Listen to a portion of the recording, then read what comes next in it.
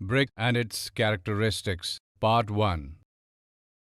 In this video, we will learn what are bricks, where are bricks used, how bricks are measured, how many edges and faces are there in a brick, and where and how bricks are made.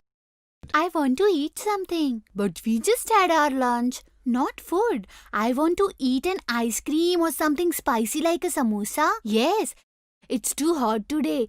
I can eat an ice cream with you, but where to get it in school? I wish the canteen is built soon so we could get to eat an ice cream and samosas in school itself. The canteen is getting built since so many days now. It should have been completed by now. Let's go and see. Oh, only this much has been built? I don't know how much more time it's going to take. What are they using to build this canteen? What is this red object? This red object is called a brick. What is a brick and why are you using it to build a wall? This red color small box-shaped object you are looking at is called a brick. Brick is a small rectangular box-shaped object which is made by baking the clay.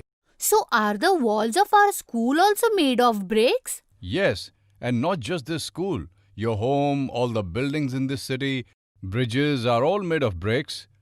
Bricks are used in almost every construction work. Wow, this brick is a wonderful object. But where does this come from? Bricks are made with clay and they are made in a furnace. With clay? Can you please explain it in detail? Okay. Clay is used to make bricks. Water is added to soil and a dough is made like what your mom makes for chapatis. Then it is put in a mold to give it the shape of a brick. The brick is then taken out of the mold and is baked in the furnace until it gets hard and strong. You must have seen the furnace at many places. This is how bricks are made. Have you understood? Now we have understood. But here all the bricks are of the same shape. Are all bricks of the same rectangle shape? Yes, all the bricks are of this shape, a rectangular box. In mathematics, this shape is called a cuboid. This brick has so many faces. Can we count them? Yes, every brick has 6 faces. 1, 2, 3, 4, 5 and 6. Now, can you count the edges of this brick? It has 12 edges. 1, 2, 3, 4, 5, 6, 7, 8, 9, 10, 11, 12. There is one point to be noted about the faces and edges. What? Did you notice all the faces and edges are straight? Yes, you are right. But are all bricks this small? To measure a brick, we measure its length, breadth and height.